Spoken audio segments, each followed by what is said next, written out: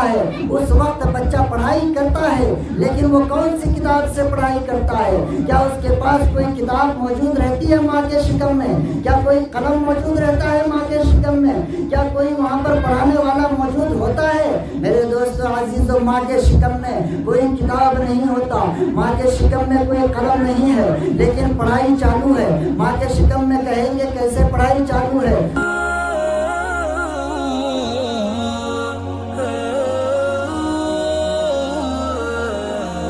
اعلان کرتا ہوں کہ جب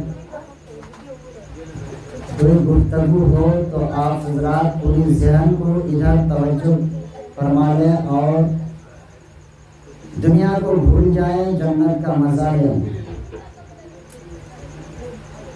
کہ آپ کا ذہن ادھر ادھر رہے گا، آپ کو سمجھنے میں گڑبڑی ہو جائے گی، پوری گفتگو ختم ہو جائے گی، پھر آپ کو سمجھ میں نہیں آئے گی۔ اس لیے ذہن کو پورا حاضر فرمائیں اور چند نصیحتیں آپ حضرات تک پہنچانے کی کوشش کرتا ہوں۔ آپ حضرات اپنے دامن میں سمیٹ کر اس محفل پاک سے اپنے گھر کو جائیں۔ تو محترم ناظرین، ہم جس مذہب کے ماننے والے ہیں اس کا نام اسلام ہے، اور اسلام کے ماننے والے کو مسلمان کہا جاتا ہے۔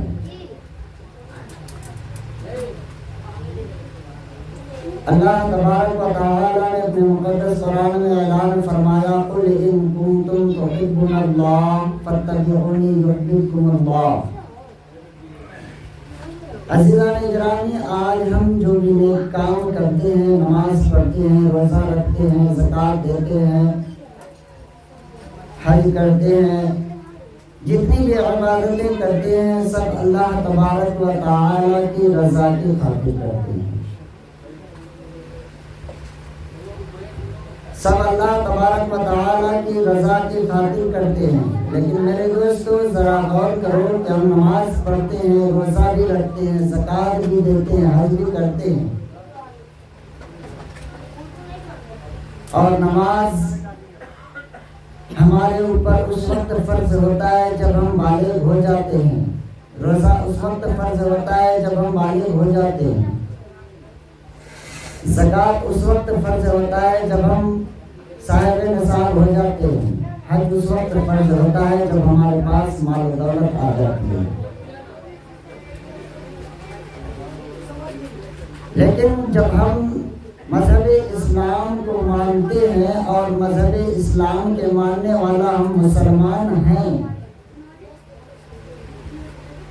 تو ہماری کچھ نہ کچھ تو پہچان ہونی چاہیے، کیونکہ ہر ایک چیز کا ایک پہچان ہوتا ہے۔ اگر ہم مسلمان ہیں تو ہماری بھی کچھ نہ کچھ پہچان ہونی چاہیے۔ میرے دوستو عزیزو، ذرا غور کرو کہ ہم اپنے آپ کو مسلمان کہتے ہیں، اور اگر ہم سے پوچھا جائے کہ مسلمان آپ ہیں، آپ کے پاس پہچان کیا ہے، تو ہم صرف اتنا ہی بتا پائیں گے کہ ہمارا نام مسلمان کا ہے، اس وجہ سے ہم مسلمان ہیں، باقی اور کچھ بھی ہمارے پاس نہیں ہے۔ کیونکہ بعض اوقات ہم بھی کچھ دھوکہ کھا جاتے ہیں، اور کتنے لوگ ہمارے سامنے سے بھی ایسے گزرتے ہیں کہ ہم خود دھوکہ کھا جاتے ہیں کہ سامنے والا پتہ نہیں مسلمان ہے کہ نہیں ہے، اور اس دھوکے میں رہ کر کے سلام نہیں کرتے ہیں، کیونکہ ہم کو خود دھوکہ ہو جاتا ہے۔ شکل و صورت سے پہچان میں نہیں آتا ہے، اس کا لباس سے پہچان میں نہیں آتا ہے، اس کی حرکت سے بھی پہچان میں نہیں آتا ہے، اس کا انداز، اس کا چہرہ، کسی بھی طرح سے پہچان میں یہ محسوس نہیں ہوتا ہے کہ یہ مسلمان ہے۔ اور بعض ایسے گھروں میں، یہ تو انسان کی بات ہے، بعض ایسے گھروں میں ہم کو شک پیدا ہو جاتا ہے کہ پتہ نہیں یہ گھر کس کا ہے، مسلمان کا ہے یا پھر غیر قوم کا ہے۔ کل کی بات ہی لے لیجیے، کل ہی میں نے مسجد میں کسی سے پوچھا، ہمارے مقتدی گواہ ہیں، جس سے پوچھے ہیں ہم وہ گواہ ہے، ہم اپنے مقتدیوں سے ہی پوچھے تھے کہ یہ جو آواز آ رہی رہی ہے مائک کی کسی مسلمان کے گھر سے آ رہی ہے یا ہندو کے گھر سے آ رہی ہے؟ ہم نے پوچھا تھا، کیونکہ جو آواز مائک سے نکل رہی تھی ہارن سے، اس سے پہچان نہیں آتا تھا کہ یہ مسلم کے گھر کی آواز ہے یا ہندو کی ہے۔ آپ سمجھ رہے ہوں گے، ہم ادھر کھول کے بولنا نہیں چاہتا، آپ خود سمجھدار ہیں، سمجھیے کہ ہماری پہچان کیا ہے۔ ہمارے نبی صلی اللہ تعالی علیہ وسلم نے ہمیں کون سا طریقہ دیا اور ہم کس طریقے کو اپنائے بیٹھے ہوئے ہیں۔ ہم اپنے آپ کو بھول چکے ہیں کہ ہم کیا ہیں۔ میرے دوستو عزیزو، ہم اسلام کے ماننے والے مسلمان ہیں اور اسلام ہمیں یہ نہیں سکھاتا، اسلام ہمیں برائی کے راستے پہ چلنا نہیں سکھاتا، اسلام ہمیں گناہ کرنے کے لیے نہیں بتاتا، اسلام ہمیں ہر وہ چیز سے روکتا ہے جس سے اللہ کی ناراضگی ہو جائے، اسلام ہمیں ہر وہ چیز سے روکتا ہے جس سے کسی کو تکلیف ہو جائے، اسلام ہمیں ہر وہ چیز سے روکتا ہے جس سے اللہ تبارک و تعالیٰ کے دہتے ہوئے جہنم کی آگ میں جانا پڑے۔ ایسی جگہ سے اسلام ہمیں بچاتا ہے، روکتا ہے، لیکن ہم کیا کرتے ہیں؟ ہمارے پاس ایسی کوئی پہچان نہیں ہے۔ میرے دوستو عزیزو، آج ہم دوسرے کے نقل کیے پھر رہے ہیں۔ ہمارے گھروں میں کیا ہونی چاہیے، کیا نہیں ہونی چاہیے، ہمیں پتا ہے اور معلوم بھی ہے، پھر بھی ہم نہیں کرتے ہیں۔ ہم نقل دوسرے کا کرتے ہیں، ہمارے پاس چہرہ بنا ہوا ہے دوسرے کے نقل کا چہرہ، ہمارے پاس شکل بھی دوسرے کی بنائی ہوئی شکل ہے۔ اللہ نے اتنا خوبصورت سا چہرہ دیا، لیکن اس چہرے کو بھی ہم بگاڑ کر رکھتے ہیں اور دیکھنے والا یہ احساس کرتا ہے، دیکھنے والے کو شک پیدا ہو جاتا ہے کہ یہ شکل جو دکھائی دے رہا ہے سامنے میں، یہ چہرہ جو نظر آ رہا ہے، یہ کون سے قوم کا ہے، کس مذہب کے ماننے والا ہے، وہ شکل دیکھ کر پہچان نہیں پاتا، جبکہ شکل دیکھتے ہی پہچان جانا چاہیے کہ یہ کس دھرم کے ماننے والے ہیں، کس قوم کے ماننے والے ہیں، لیکن شکل سے آج پہچانا نہیں جا رہا ہے، نہ اس کے حولیہ سے پہچانی جا رہی ہے، کیونکہ ڈریس بھی وہ دوسرے کا استعمال کیا ہوا ہے، جسم میں دیکھیے تو طرح طرح کے جو ہے کنگن اور بالیاں لٹکے ہوئے ہیں، یہ سب کے سب دوسرے کے طریقہ اپنائے ہوئے ہیں، لیکن اسلام نے کون سا طریقہ بتایا، ہم اس چیز کو غور نہیں کرتے ہیں۔ میرے دوستو، آج ہم دوسرے کی نقل کرتے ہیں، ذرا غور تو کیجیے پیارے آقا نے کیا بتایا۔ پیارے آقا فرماتے ہیں من تشبہ بقوم فہو منہم، پیارے نبی فرماتے ہیں کہ جو جس قوم کی مشابہت کرے گا، یعنی جو جس قوم کا نقل کرے گا، میدان محشر میں اسی کے ساتھ اس کا حشر ہوگا۔ آج ہم اگر یہودی اور نصارہ یہودیوں کی نقل کر رہے ہیں تو ہمارا حشر اسی کے ساتھ ہوگا، کسی مسلمان کے ساتھ نہیں ہوگا۔ آج ہم اگر سکھوں کی نقل کر رہے ہیں تو ہمارا حشر اسی کے ساتھ ہوگا۔ آج ہم اگر کسی برائی پہ چلنے، برائی کے راستے پہ چلنے والے لیڈر کے نقش قدم پہ چل رہے ہیں تو ہمارا حشر بھی اسی کے ساتھ ہوگا، کیونکہ پیارے آقا کا فرمان ہے۔ اسی لیے میرے دوستو عزیزو، آپ ذرا غور کرو کہ جب اللہ تبارک و تعالی اگر مان کے چلیے، اللہ تبارک و تعالی اگر آپ سے آپ کی کسی ایک نیکی کی وجہ سے راضی ہو جاتا ہے اور آپ کو جنت عطا کر دیتا ہے، خوش رہیں گے کہ نہیں؟ ہر انسان خوش رہے گا جب جنت مل جائے گی، لیکن ذرا غور کرو کہ آپ جنت میں ہوں گے اور آپ کے گھر والے جہنم کے آگ میں جل رہے ہوں گے، اس وقت آپ کو کیا احساس ہوتا ہوگا؟ آپ نے کبھی سوچا ہے کہ جب جہنم کی آگ میں آپ کا لڑکا ہوگا، جہنم کی آگ میں آپ کی بیٹی ہوگی، جہنم کی آگ میں آپ کی بیوی ہوگی، آپ کی ماں، آپ کا باپ، سب کے سب جہنم کی آگ میں ہوں گے، اور اللہ اگر آپ کی کسی ایک نیکی کی وجہ سے آپ کو جنت عطا کر دے، آپ جنت میں چلے تو جائیں گے، لیکن جنت میں جانے کے بعد آپ کیا احساس کریں گے؟ اس وقت آپ یہی سوچیں گے کہ کاش اگر میری بیوی نیک ہوتی تو وہ بھی آج میرے ساتھ جنت میں ہوتی، میرا بھائی اگر نیک ہوتا، پرہیزگار ہوتا تو وہ بھائی میرے ساتھ آج جنت میں ہوتا، میرا باپ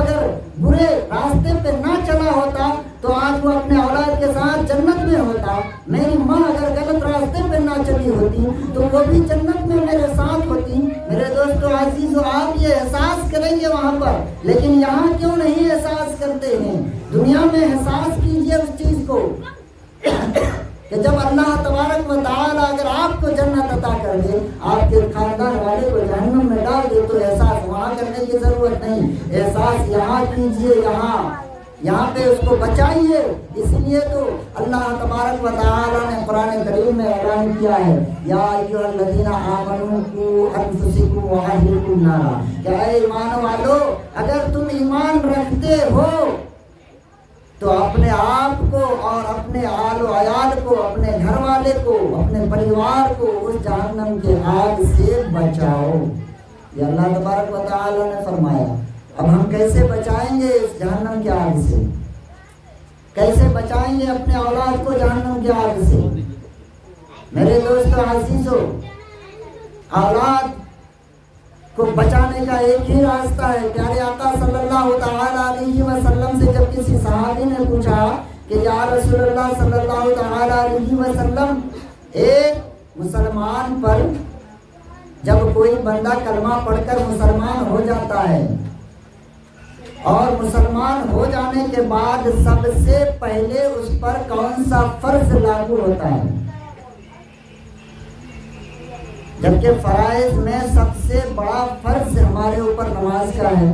ہر انسان جانتا ہے کہ نماز سب سے بڑی عبادت ہے اور سب سے بڑا فرائض ہے، تمام عبادتوں کا سردار نماز ہے، یہ ہر کوئی جانتا ہے۔ لیکن پیارے آقا صلی اللہ تعالیٰ علیہ وسلم نے اس وقت جب کہ صحابہ نے پوچھا کہ یا رسول اللہ بتائیے، ایک مسلمان جب مسلمان ایمان لاتا ہے اور ایمان لانے کے بعد دین اسلام میں داخل ہوتا ہے، اسلام کے ماننے والا بن جاتا ہے، تو سب سے پہلا فرض اس کے اوپر کیا ہوتا ہے؟ تو پیارے آقا نے فرمایا کہ سب سے پہلا فرض اس کے اوپر علم حاصل کرنا ہے۔ کیا فرمایا؟ علم حاصل کرنا۔ اب علم حاصل کیسے ہوگا؟ پیارے آقا سے صحابی نے پوچھا یا رسول اللہ صلی اللہ تعالیٰ علیہ وسلم، علم حاصل کیسے کریں اور کب سے کریں؟ علم حاصل کب سے کریں؟ آج ہم سوچ رہے ہیں نا کہ بچہ 5 سال کا ہو جائے گا تب علم حاصل کرنے کے لیے بھیج دیں گے، 10 سال کا ہو جائے گا تب بھیج دیں گے، یا کوئی کہے 15 سال کا ہو جائے گا تب بھیجیں گے، ایسا ہمارا ذہن ہے۔ لیکن پیارے آقا کیا فرماتے ہیں؟ ذرا غور کیجئے۔ پیارے نبی صلی اللہ تعالیٰ علیہ وسلم فرماتے ہیں کہ اے لوگو، تم مجھ سے پوچھتے ہو کہ علم کب سے حاصل کریں؟ سنو، اگر علم حاصل کرنا ہے تو علم حاصل کرنے کا وقت سن لو۔ علم حاصل کرنے کا وقت ہے ماں کے شکم سے لے کر کے قبر کے گود تک۔ علم حاصل کرنے کے لیے کوئی عمر فکس نہیں ہے۔ پیارے آقا نے فرمایا ماں کے شکم سے، یعنی بچہ جب ماں کے شکم میں رہتا ہے، ماں کے پیٹ میں رہتا ہے، اس وقت سے اس کا علم حاصل کرنا شروع ہو جاتا ہے، اور جب تک کہ وہ ماں کے پیٹ گود سے لے کر کے قبر کے گود تک نہ چلا جائے تب تک علم حاصل کرنے کا وقت ہے۔ آج ہم سوچتے ہیں بچہ چھوٹا ہے، بڑا ہے، یا پھر ہماری عمر ہو گئی ہے، آپ کیسے علم حاصل کریں، ہماری عمر زیادہ ہو گئی ہے۔ کوئی عمر علم حاصل کرنے کے لیے مقرر نہیں ہے۔ اللہ کے رسول فرماتے ہیں ماں کے گود سے لے کر کے قبر کے گود تک علم حاصل کرتے ہوں۔ میرے دوستو عزیزو، آپ کہیں گے علم حاصل ماں کے گود میں، ماں کے شکم میں کیسے کیا جائے؟ بچہ جب دنیا میں پیدا ہوگا، پیدا ہونے کے بعد بچہ بولنا سیکھے گا، چلنا سیکھے گا، اس کے اندر سوچنے سمجھنے کی قوت ہوگی، تب تو وہ جا کر کے پڑھے گا، تب تو علم حاصل کرے گا۔ لیکن نہیں میرے دوستو، یہ تو دنیا میں جو آنے کے بعد جو پڑھائی کرے گا وہ کتاب سے پڑھائی کرے گا، لیکن جب ماں کے شکم میں رہتا ہے، میری ماں بہنیں بھی غور سے سنیں اس بات کو کہ جب بچہ ماں کے شکم میں رہتا ہے اس وقت بچہ پڑھائی کرتا ہے، لیکن وہ کون سی کتاب سے پڑھائی کرتا ہے؟ کیا اس کے پاس کوئی کتاب موجود رہتی ہے ماں کے شکم میں؟ کیا کوئی قلم موجود رہتا ہے ماں کے شکم میں؟ کیا کوئی وہاں پر پڑھانے والا موجود ہوتا ہے؟ میرے دوستو عزیزو، ماں کے شکم میں کوئی کتاب نہیں ہوتا، ماں کے شکم میں کوئی قلم نہیں ہے، لیکن پڑھائی چالو ہے۔ ماں کے شکم میں کہیں گے کیسے پڑھائی چالو ہے؟ میرے دوستو عزیزو، بچہ بچہ پڑھتا ہے ماں کے شکم میں، لیکن وہاں کتاب کی ضرورت نہیں ہے، وہاں ماں کا کردار دیکھا جاتا ہے۔ بچہ ماں کے کردار کو دیکھ کر کے پڑھائی کر لیتا ہے، ماں جیسے جیسے حرکت کرتی ہے بچہ اس کو یاد کر لیتا ہے۔ ماں اگر اچھے کام کی طرف قدم بڑھاتی ہے بچہ اس کو یاد کرتا ہے، ماں غلط راستے پہ چلتی ہے بچہ اسی کے نقش قدم پر چلنا شروع کر دے گا، کیونکہ وہ اسی چیز کو یاد کرتا ہے۔ ماں کے شکم میں بچہ ہے، ماں اگر گانا گاتی ہے بچہ اس چیز کو یاد کر لیتا ہے جو جوانی میں کام آ جاتا ہے۔ ماں اگر قرآن پاک کی تلاوت کرتی ہے بچہ اس قرآن پاک کی آیت کو یاد کر لیتا ہے جو بڑا ہونے کے بعد دنیا میں کام دے دیتا ہے۔ میرے دوستو عزیزو،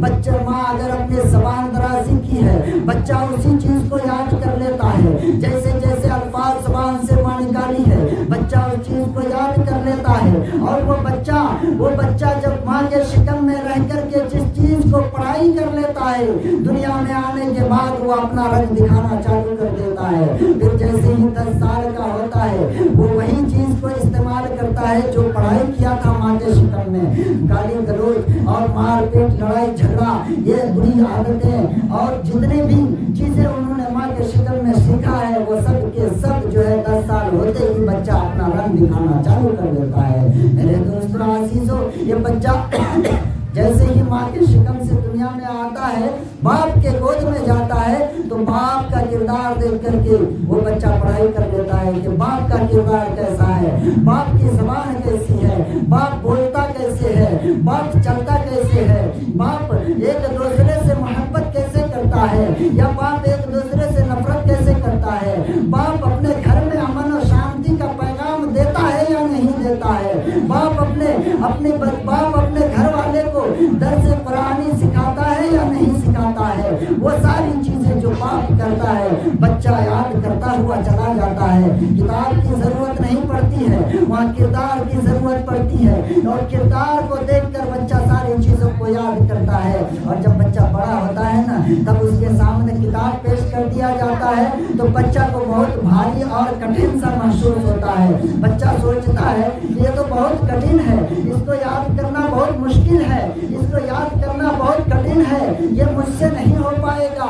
اور کتنا بچہ 2 دن مدرسہ جاتا ہے اور تیسرے دن چھوڑ دیتا ہے کیونکہ سبق ذہن پہ آتا نہیں۔ کیوں آئے گا؟ کیونکہ پہلے سے جو سادہ پڑھنا ہے اس میں پہلے سے بھرا ہوا ہے، اور اس کے پاس جو زندگی کی کاپی تھی اس زندگی کی کاپی میں ماں کا کردار اور باپ کا کردار نے اتنا بھر دیا ہے کہ اب زندگی کی کاپی خالی پڑھنا بچا نہیں کہ وہ بچہ اپنی زندگی کی اچھائی کو تحریر کر سکے۔ میرے دوستو عزیزو، اس کے ذمہ دار کون ہے؟ آپ ذرا غور کیجئے، کل میدان محشر میں آپ ہی سے پوچھا جائے گا کہ تم نے اپنے بچے کو کون سا درس دیا ہے۔ اسی لیے تو پیارے آقا نے فرمایا، میرے آقا نے فرمایا کہ پہلا درس کا ماں کا گود ہے، اور جب ماں کے گود میں بچہ جو پہلا سبق حاصل کرتا ہے اسی سبق کو نقش قدم پہ چلتے رہتا ہے زندگی بھر۔ میرے دوستو عزیزو، اور جب پہلا درس کا پہلا سبق ہی اگر ہمارا خراب ہو جائے،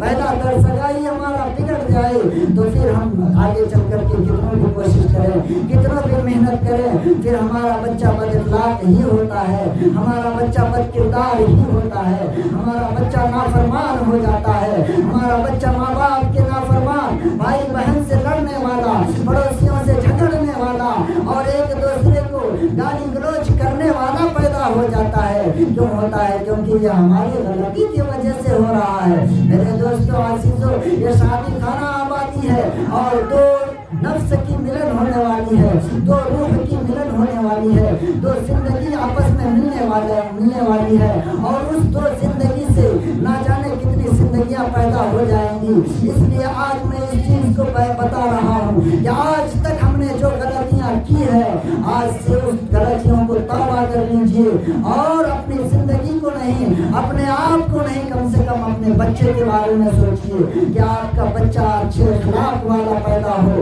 آپ کا بچہ اچھے کردار والا پیدا ہو، آپ کا بچہ جو ہو وہ ماں باپ کا وفادار ہو، آپ کا بچہ جو ہو وہ پڑوسیوں کے ساتھ حسن سلوک سے پیش آنے والا ہو، آپ کا بچہ جو ہو وہ شریعت محمدیہ کا پابند ہو، آپ کا بچہ جو ہو وہ نبی کے طریقے پر چلنے والا ہو، آپ کا بچہ جو ہو قانون اسلام کو فالو طرف نگاہ اٹھا کر نہیں دیکھتے. بچہ بگڑتا جا رہا ہے, ماں باپ پریشان ہے, بچہ بگڑتا جا رہا ہے, بھائی پریشان ہے, بچہ بگڑتا جا رہا ہے, بہن پریشان ہے. کل میدان محشر میں پوچھا جائے گا کہ بتاؤ تم نے اپنے چھوٹے بھائی کو کیا سکھایا تھا, بتاؤ تم نے اپنے اولاد کو کیا سکھایا تھا. آپ سے یہ بھی پوچھا جائے گا کیا ہے بچہ بتاؤ, اگر تم کسی طرح سے, اگر تمہاری قسمت میں رب کائنات نے لکھا ہے اور اگر تم نے کوشش کی, تمہاری تقدیر کے پنے بدل جائیں گے. اگر تقدیر کے پنے بدل گئے, اللہ نے تمہاری قسمت میں اچھے اعمال لکھ دیا اور اگر اچھے اعمال کے ذریعے سے جنت میں چلے گئے تو بھی تم سے پوچھا جائے گا کہ اے بچہ بتا, تو جنت میں جا رہا ہے لیکن تیرا باپ جو جہنم میں جا رہا ہے, کیا تم نے اپنے باپ کو کبھی سیدھے راستے پہ لانے کی کوشش کیا تھا؟ کیا تم نے اپنے بھائی کو سیدھے راستے پہ لانے کی کوشش کیا تھا؟ کیا تم نے اپنے بہن کو سمجھایا تھا؟ کیا تم نے اپنی ماں کو کبھی سمجھایا تھا؟ نہیں سمجھایا نا. دنیا کے رسم و رواج میں تم سے رنگین ہو چکا لیکن تم نے سمجھایا نہیں. میرے دوستو عزیزو, اللہ تبارک و تعالی قرآن میں جو اعلان کیا ہے, یا ایھا الذین آمنوا قوا انفسکم واہلکم نارا, اے ایمان والو تم اپنے آپ کو اور اپنے اولاد کو, اپنے آل و عیال کو, اپنے پریوار کو جہنم کی آگ سے بچاؤ جس کا ایندھن انسان اور پتھر ہے. میرے دوستو عزیزو, ہم انسان ہیں لیکن ہم پگھلتے نہیں. ہم انسان ہو کر کے ہم ڈرتے نہیں رب کائنات سے. ہم انسان ہو کر کے ہمارے دل میں خوف نہیں ہے, لیکن ایک پتھر سے پوچھو, ایک پتھر کتنا خوف کھاتا ہے, ایک پتھر کتنا ڈرتا ہے رب کی بارگاہ میں. جب اللہ تبارک و تعالی نے آیت نازل کیا, اللہ نے اعلان کیا قرآن میں, کیا اے لوگوں سنو سنو, میں نے جہنم کو بنایا ہے انسانوں کے لیے, اور جب انسانوں سے نہیں بھرے گا تو اس جہنم کو میں پتھروں سے بھر دوں گا. تو وہ پتھر جب اس آیت مقدسہ کو سنا, سننے کے بعد وہ پتھر رونے لگا. آج تک روتے رہا, آج تک روتے رہا. آپ نے دیکھا ہوگا بڑے بڑے چٹانوں میں, بڑے بڑے پہاڑوں میں آپ نے دیکھا ہوگا جب پہاڑ جس میں پتھر ہی پتھر ہے, چٹان ہی چٹان ہے, اتنی اوپر, اتنی اونچائی, اتنی بلندی سے آگے پانی کا چشمہ کیسے پیدا ہوا, پانی کا چشمہ کیسے جاری ہوا, آپ نے کبھی غور کیا؟ آج ہمیں پانی نکالنے کے لیے 25 فٹ 30 فٹ 40 فٹ اندر تک جو ہے پائپ کو لے جانا پڑتا ہے, اس کے بعد پانی اوپر آتا ہے. لیکن آپ نے غور کیا کہ ایک چٹان جو کہ کافی اونچائی پہ رہتا ہے, ایک پہاڑ کافی اونچائی پہ, اتنی اونچائی سے آگے پانی کا چشمہ کیسے نکل رہا ہے, پانی وہاں سے کیسے بہہ رہا ہے. میرے دوستو عزیزو, یہ پانی نہیں ہے بلکہ یہ پتھر کا آنسو ہے. میرے دوستو, یہ پتھر رو رو کر کے یہ دنیا والوں کو درس دیتا ہے, دیتی ہے. کیا ہے دنیا والوں, اللہ نے جب سے یہ آیت مقدسہ نازل کیا ہے کہ اے لوگوں, اگر انسان سے جہنم نہیں بھرے گا تو میں پتھروں سے جہنم کو بھر دوں گا.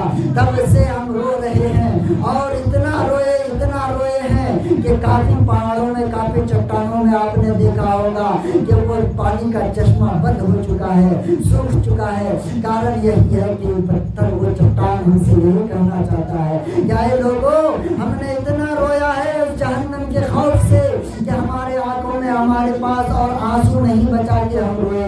ہم روتے تو ہیں لیکن آنسو بہنے کے لیے ہمارے پاس پانی نہیں ہے. میرے دوستو عزیزو, آج ہم دنیا کے رسم و رواج میں ڈوب کر اپنے آپ کو اتنا ہم اپنے آپ کو بگاڑ چکے, اتنا اپنے آپ کو گناہوں کے دلدل میں ڈال چکے ہیں کہ نکلنا مشکل ہو گیا ہے. میرے دوستو, اللہ تبارک و تعالی بہت بڑا مہربان ہے, اللہ کرم کرنے والا ہے. اللہ فرماتا ہے کہ جب بندہ توبہ کرتا ہے تو اس کی توبہ اللہ فوراً قبول کر لیتا ہے. میرے دوستو, ہم اپنا پہچان بنائیں, ہم اپنا پہچان بنائیں, اللہ اس کے رسول کے پیغام کو مانیں, اللہ اس کے رسول کے فرمان کو مانیں, کیونکہ اسی میں ہماری بھلائی ہے, اسی میں ہماری بھلائی اور اسی میں ہماری کامیابی ہے. اللہ قرآن میں فرمایا, قل ان کنتم تحبون اللہ فاتبعونی یحببکم اللہ. کیا اے لوگوں, اگر تم مجھے راضی کرنا چاہتے ہو, اگر تم مجھے خوش کرنا چاہتے ہو, اگر تم مجھ سے محبت کرتے ہو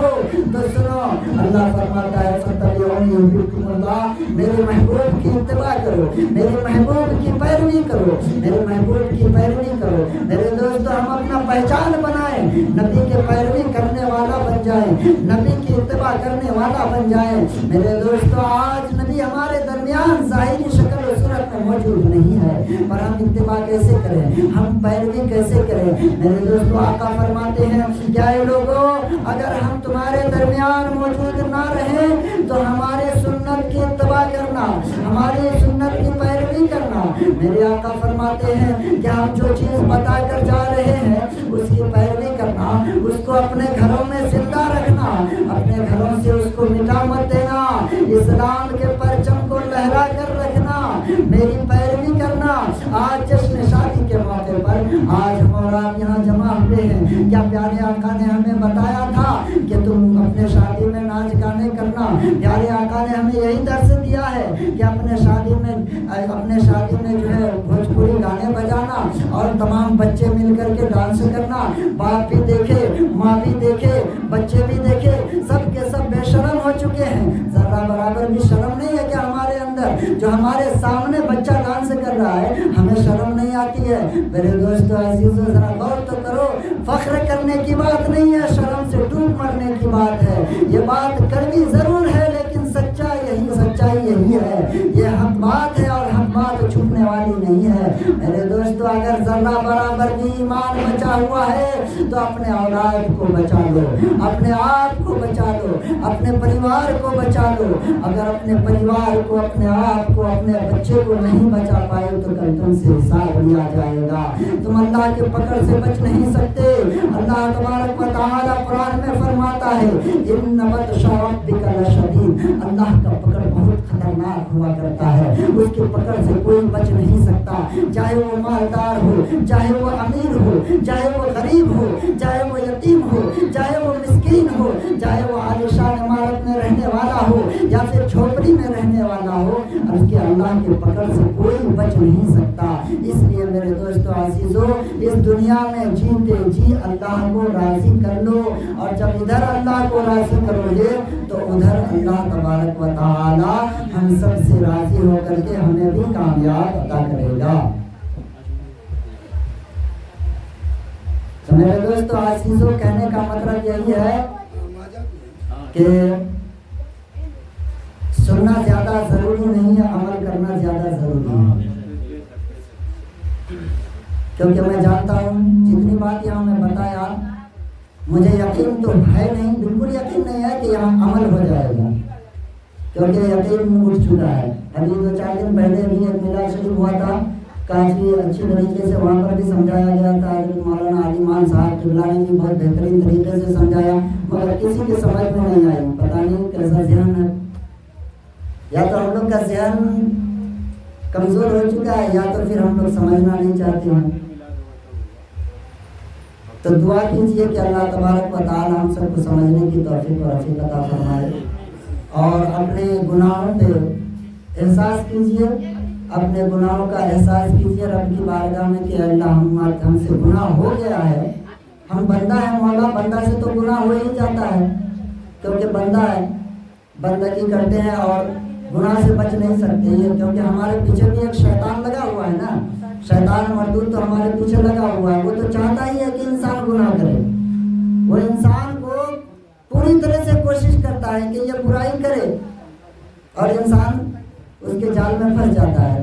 तो दुआ कीजिए कि अल्लाह तबारक व तआला हम सबको उस शैतान मरदूद के जाल में फंसने से भी बचाए, और हम सबको समझने की भी तौफीक और रफ़ीक अता फरमाए। तो आप लोगों से बस यही दरख्वास्त है कि अल्लाह के वास्ते, खुदा के वास्ते जो है खुराफातियों से बचने की कोशिश कीजिए, और अपने आप को, अपने बच्चे को भी बचाने की कोशिश कीजिए। जहाँ तक हो सके दीनी तालीम हासिल कीजिए, अपने बच्चों को भी